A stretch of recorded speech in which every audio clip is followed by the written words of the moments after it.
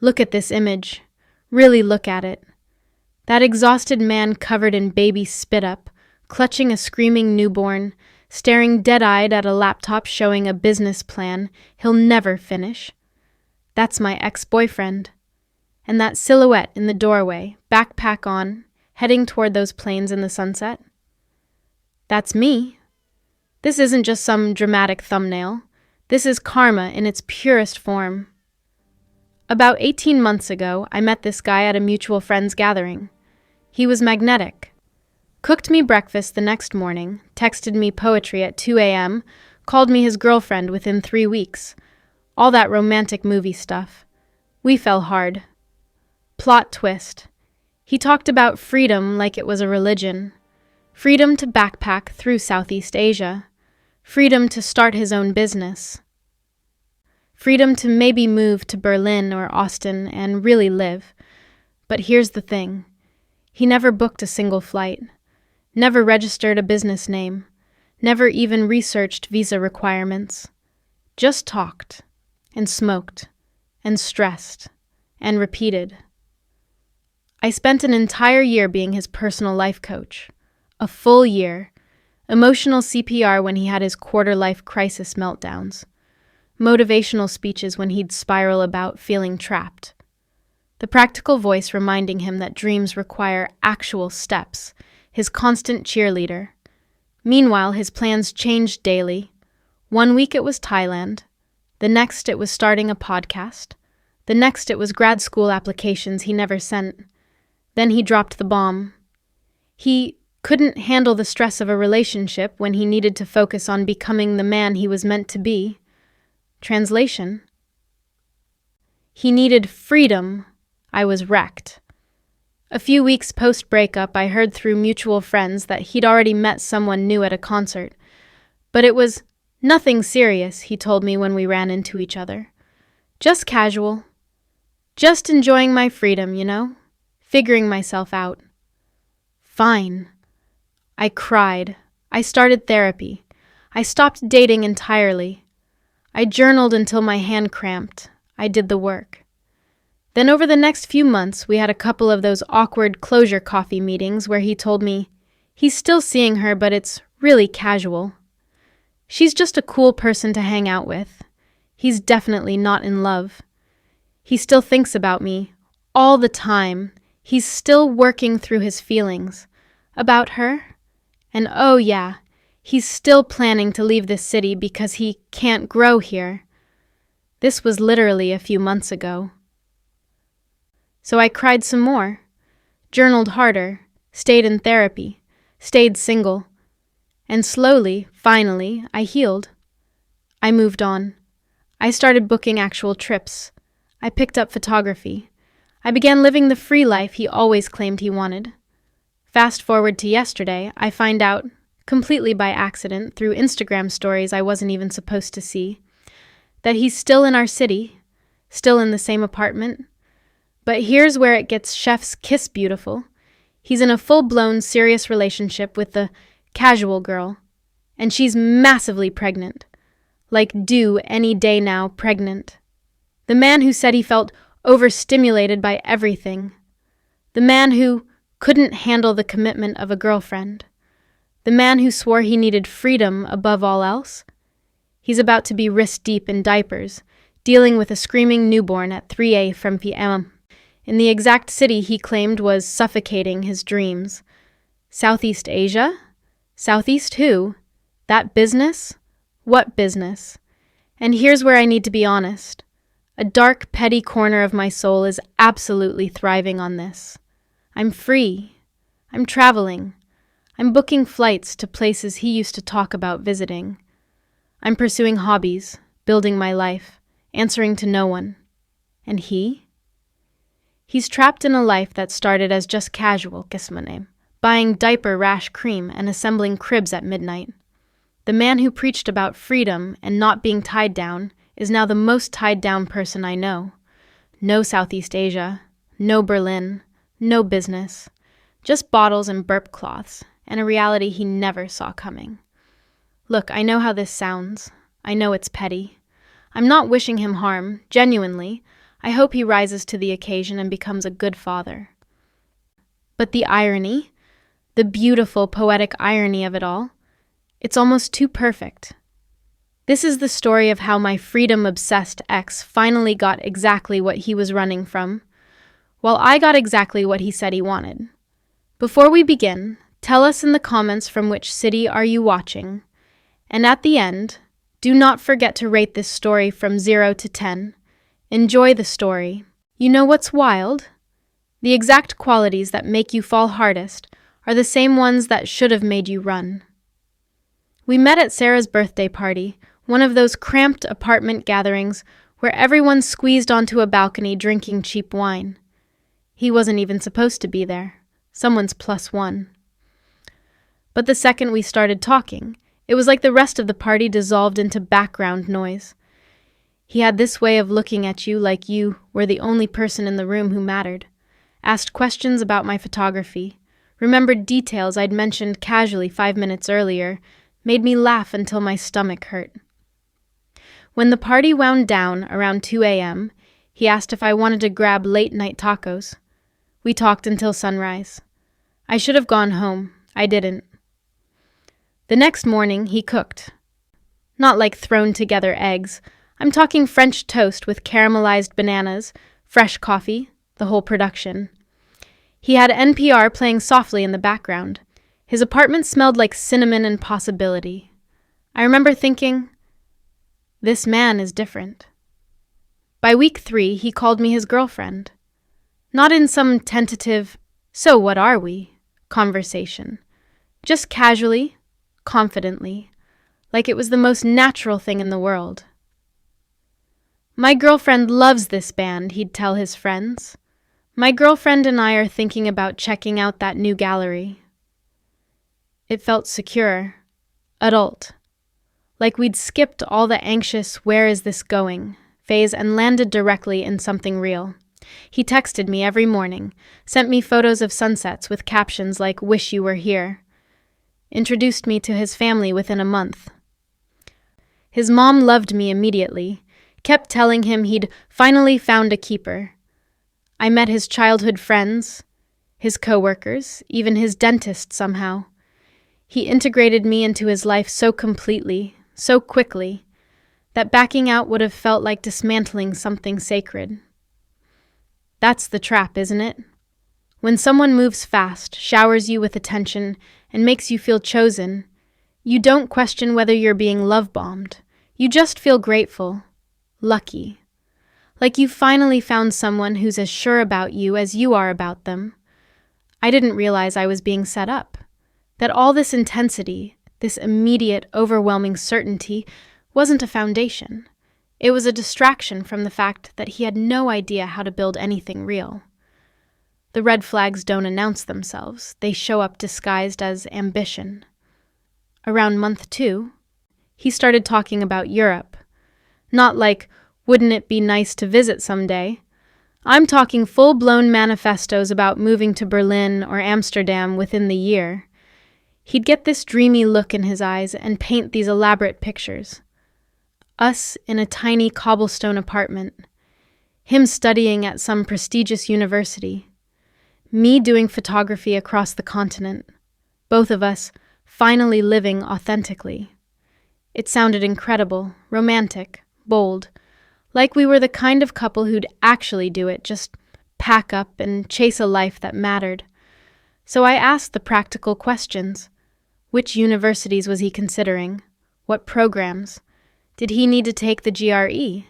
Should we start looking at visa requirements? He'd wave it off. I'm still in the research phase. Or, I don't want to lock myself into one path too early.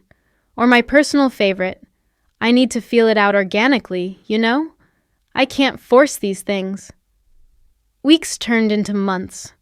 Europe became a rotating cast of dream destinations. First Berlin, then Barcelona, then maybe Scandinavia has better opportunities, then back to Berlin. The master's degree shifted too. Business, then psychology, then something interdisciplinary that doesn't exist yet. I'd find him scrolling through study abroad Instagram accounts at 3 a.m., getting high and talking about how trapped he felt in our city, how he was meant for more than this. But when I'd pull up actual university websites, suggest we look at application deadlines together, or even just Google how to move to Europe, he'd shut down. "You're stressing me out. I can't think about logistics right now. Why are you putting so much pressure on me?" Here's what I didn't understand then, but see crystal clear now. The dream was never meant to be achieved. It was meant to be discussed, fantasized about, used as proof that he was deep, ambitious, different from everyone else stuck in their boring little lives, actually taking steps. Booking a flight, filling out an application, setting a date, would have meant confronting reality. And reality required follow-through, commitment, work. All the things he'd rather smoke away while complaining about how the universe wasn't aligning yet. I kept waiting for the research phase to end, for the planning to start, for anything concrete. It never came, just more weed, more stress, more grand speeches about a future that lived exclusively in his imagination. There's a specific kind of exhaustion that comes from loving someone who refuses to help themselves. By month 6, I'd become his personal life support system. Every time he'd spiral, which was constantly, I was there with the pep talks. "You're so talented. You just need to take one small step. I believe in you." I'd research graduate programs for him, send him links to affordable flights, even draft his resume twice because he kept forgetting to update it. He'd thank me, call me amazing, say I was the only person who really understood him. Then he'd smoke another bowl and go right back to scrolling through the same study abroad Instagram accounts, making zero actual progress. I'd suggest we sit down and make a concrete plan. Just pick one university, one city, one tangible goal to work toward. He'd agree enthusiastically, set a time, then cancel last minute because he was too stressed or not in the right headspace. The postponements became a pattern. The excuses became white noise. Meanwhile, I was carrying the entire emotional weight of the relationship. When he had panic attacks about wasting his potential, I talked him down. When he'd get high and sob about feeling stuck, I held him and reminded him he had options. When he'd complain about hating our city, his job, his life, I'd strategize with him for hours about how to change things. But here's the thing about emotional CPR. You can't breathe for someone who won't breathe for themselves. I started losing sleep. I'd lie awake running through new angles, new ways to motivate him, new strategies to get him unstuck. I bought him books on goal setting. I offered to help with applications. I even suggested we go to Europe together first, just to visit, to make it feel real. Nothing worked. Because he didn't actually want solutions. He wanted someone to validate his complaints, admire his dreams, and never expect him to do the terrifying work of actually pursuing them. By month 10, I was burnt out. I'd morphed from girlfriend into life coach, therapist, and mother, none of which I'd signed up for. I was pouring everything into keeping us afloat while he just floated, passive, comfortable, content to let me exhaust myself trying to build a future he kept insisting he wanted but refused to reach for. I didn't realize it yet, but I wasn't in a partnership. I was in a one-woman rescue mission, and I was drowning. The cruelest breakups are the ones that make you the villain for caring too much. It happened on a random Tuesday evening. We were supposed to meet for dinner, but he texted asking if we could talk at his place instead. I knew immediately. You always know. He had this whole speech prepared. I could tell he'd rehearsed it, probably workshopped it with his therapist. He sat across from me on that same couch where I'd held him through countless breakdowns, where I'd spent hours strategizing his future, and told me he couldn't do this anymore. I need to focus on myself right now, he said, not meeting my eyes. I can't handle the stress of a relationship when I'm trying to figure out my life. It's not fair to you. You deserve someone who's ready. I just stared at him. The stress of a relationship? I'd been managing his stress for a year. I was the one researching his options, drafting his plans, holding his hand through every anxiety spiral. I was the least stressful part of his entire existence. Once I get to Europe and start my program, I need to be fully present for that experience, he continued, like he had acceptance letters waiting, like flights were already booked. I can't be worrying about maintaining a long-distance relationship. Europe, the place he'd never applied to, the master's program that existed only in his fantasies. He was breaking up with me over hypothetical plans he had no intention of executing. I asked him point blank, "Have you submitted a single application?" He got defensive, said I was missing the point, that I was being reductive, that this was about his emotional bandwidth and his journey of self-discovery. Translation: he wanted out, and his imaginary future was a convenient excuse. The person who'd loved him hardest, believed in him most, and carried him through his darkest moments was apparently the obstacle to his growth. The relationship that had cost me sleep, energy, and sanity was suddenly the burden preventing him from becoming whoever he was meant to be. He needed freedom, he said, space to breathe, room to figure himself out without feeling a koina accountable to someone else's expectations. I'd spent a year expecting nothing except that he'd try, and apparently even that was too much. I left his apartment that night completely hollowed out.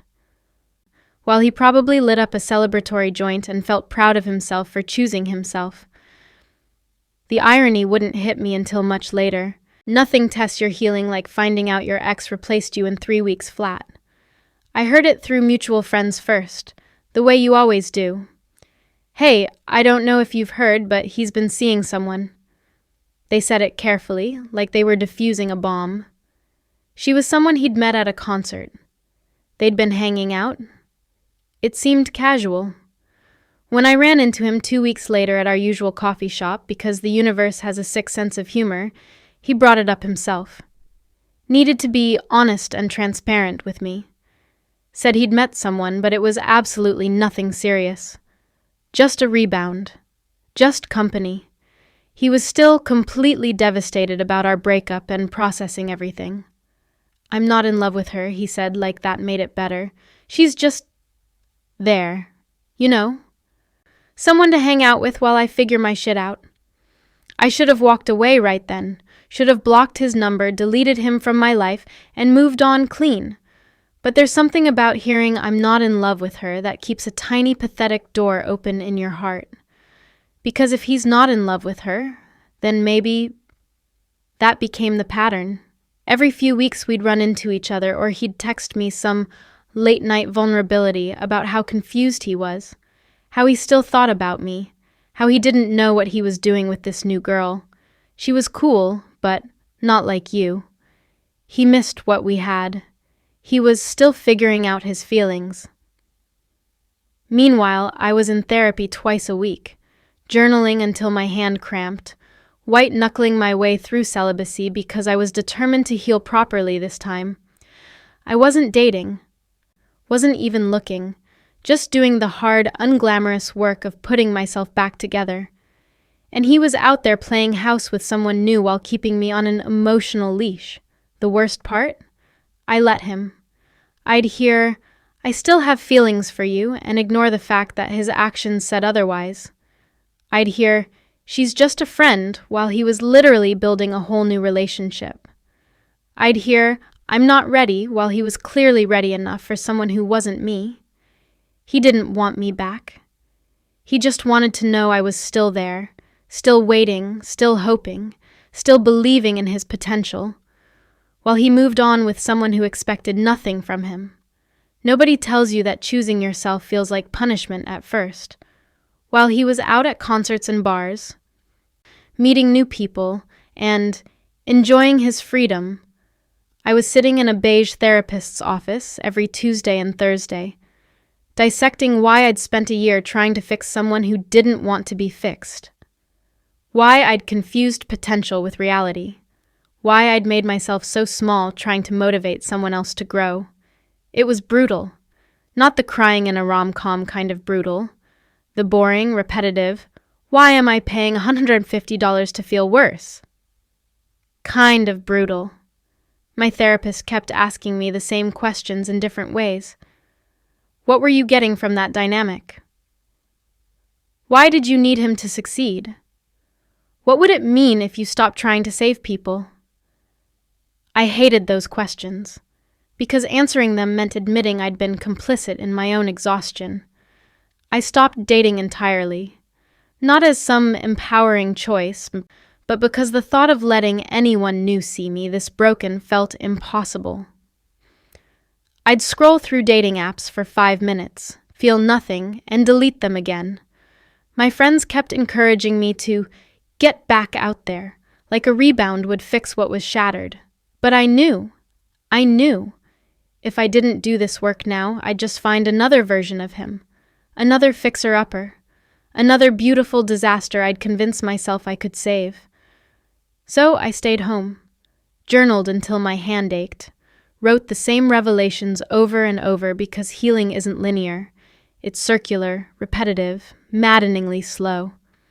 Some days I felt strong, like I'd finally cracked the code. Other days I'd see a couple laughing on the street and feel so crushingly alone I'd have to sit down. The worst nights were when I'd check his social media, against my therapist's explicit advice, and see him looking fine, happy even, out with friends. Out with her, probably, though he kept that relationship surprisingly private. Meanwhile, I was home on a Saturday night, microwaving leftovers and reading self-help books with titles like Attached and Why Does He Do That? It felt unfair, cosmically, devastatingly unfair. I was doing all this work, this hard, unsexy, disciplined work, while he just got to move on, smoke weed, date someone new, act like our year together was just a blip. But something was shifting, even if I couldn't see it yet. Slowly, quietly, I was building something real, not a fantasy, not potential, just myself, solid, whole, free. You think you're over someone until one Instagram story destroys 6 months of progress. It happened on a random Wednesday. I was scrolling mindlessly through stories, just killing time before a meeting, when I saw it. A mutual friend posted from a local bar I recognized immediately. The kind of place with overpriced craft cocktails and exposed brick, and there, blurred in the background but unmistakable, was him. My stomach dropped. This was the city he hated, the place that was suffocating his dreams and killing his soul. The city he absolutely, definitely, 100% needed to escape to become his true self. He'd been so certain, so emphatic about leaving, that I'd actually believed the breakup was necessary. Painful, but purposeful. He needed to go chase his destiny, and I was the anchor holding him back, except he never left. I did what you're not supposed to do. I went full detective, checked his sparse social media, asked a friend who still followed him, pieced together the timeline, and sure enough, still here. Same city, same neighborhood, apparently. Still working the same job he'd complained about for our entire relationship.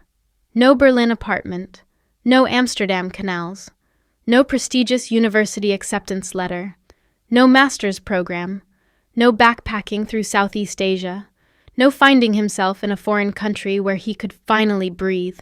Just here, exactly where I'd left him. In the city he'd weaponized as the reason our relationship couldn't survive. The betrayal of it hit me like a truck, not because I wanted him back, I didn't, but because it meant everything had been a lie. The breakup wasn't about his big plans or his need for freedom or his journey of self-discovery. Those were just prettier words for, "I don't want to be with you anymore." He could have just said that, could have been honest. Instead, he'd hidden behind this elaborate fantasy of a future that never existed, making me believe I was the obstacle to something real when the truth was simpler and crueler. He just didn't want me enough to stay. I'd spent months respecting his journey, months telling myself our breakup served a higher purpose, months believing he was out there becoming the man he was meant to be. But he wasn't becoming anything. He was exactly the same person he'd always been. All talk, no action, building a life on lies he told himself and everyone else. And apparently, he wasn't done lying yet. The universe has a twisted sense of poetry. A few days after the bar sighting, I got a text from Emma, a friend who'd stayed neutral during the breakup but clearly had information she'd been sitting on. "Can I call you? There's something you should probably know." My heart started racing before I even answered. "So, his girlfriend is pregnant, like really pregnant, due in a couple weeks." Time stopped. I made her repeat it, made her confirm she wasn't talking about someone else, made her swear she wasn't messing with me. But no, it was real. The casual rebound he'd met at a concert 8 months ago, the girl who was just a friend and nothing serious, the relationship he was still figuring out his feelings about. She was about to make him a father. The math clicked into place with sickening clarity. She was 9 months pregnant, which meant she'd gotten pregnant right around the time he was telling me he wasn't in love with her, and still had strong feelings for me, right around the time he was keeping me emotionally tethered with his confusion and late-night texts. But here's the truly beautiful part. This is the man who said kids were a hard no, who'd visibly shudder when babies cried in restaurants, who'd call children energy vampires and say he'd rather die than deal with diapers and sleepless nights. The man whose life philosophy was literally, "I can't handle stress." That guy was about to experience stress on a level that would make our relationship look like a spa day. Europe? Dead. Master's degree? Dead. Freedom? Dead. The man who broke up with me because he couldn't handle the stress of a relationship while pursuing his dreams was now locked into the most stressful, least free situation possible. Accidental fatherhood with someone he barely knew, in a city he claimed to hate, living a life he swore he'd never want. No escape, no do-overs, no, "I need space to figure myself out." Just bottles at 3 a.m., diaper changes, and the screaming reality that all his grand plans, every single one, had evaporated the second that pregnancy test came back positive. And me? I was booking flights, adding hobbies, building the free, adventurous life he'd always talked about, but never actually wanted. The irony wasn't just poetic, it was perfect. The best revenge isn't planned, it's just living well while they drown in their own choices. Here's where I'm at now. Last month, I booked a trip to Portugal. Not researching it, or manifesting it, or talking about how someday I'll go. I bought the actual ticket. I'm leaving in 6 weeks, and I've already planned a side trip to Morocco because, why not? I can. I'm free. I picked up film photography, something I'd wanted to learn for years but never had the mental space for when I was busy being someone's life coach. I joined a hiking group, started taking cooking classes on weekends. Small things, but they're mine. Built on actual decisions, not fantasies. Meanwhile, according to Emma's updates, which I definitely don't ask for but somehow keep receiving, he's living in a fog of spit-up and sleep deprivation. The baby arrived 2 weeks ago.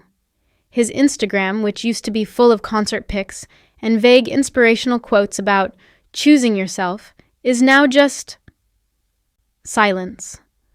Radio silence. The kind that screams exhaustion. She sent me a screenshot last week. He'd posted a story at 4 a.m., just a photo of a bottle warmer with the caption, "This is my life now." No irony, no humor, just defeat. And I know, I know how petty this is. I know I'm supposed to be above this. Supposed to wish him well and hope he rises to the occasion and becomes a good father. And truthfully, I do hope that. For the kid's sake, I genuinely hope he figures it out. But God, the irony is delicious. He needed freedom. I gave him freedom. And he immediately traded it for the least free existence possible. Meanwhile, I'm out here actually living the life he said he wanted, traveling, growing, pursuing passions, answering to no one. I'm not talking about it. I'm doing it. The man who couldn't commit to filling out a single application is now committed to 18 years minimum of another human's survival. The man who was overstimulated by dinner plans is dealing with a screaming infant. The man who needed space to breathe is in the most claustrophobic situation imaginable. And I'm free. Genuinely, beautifully free. Turns out the best thing he ever did for me was leave. He just didn't realize he was the one building the cage, for himself. I walked out the door he opened and I never looked back. He's stuck in the city he hates, living the life he feared with no escape plan this time. I'm buying plane tickets. He's buying diapers. I won. If this story touched you, remember, you don't need to save someone to prove your worth. You need the courage to walk away from people who won't save themselves, the wisdom to stop confusing potential with reality, and the self-respect to choose your own freedom over someone else's fantasies. That is the kind of strength that changes your life. Thank you for watching to the end. If today's story resonated with you even a little, please hit subscribe so you won't miss new episodes every week. Which moment hit you the hardest in the story? Was it the emotional CPR phase, the gaslighting rebound, or the pregnancy karma bomb? Tell me in the comments below. Don't forget to like the video so the algorithm knows you want more stories of healing, justice, and cosmic irony. If you're watching from a particular city, share where you're tuning in from. I'd love to see how wide our community reaches.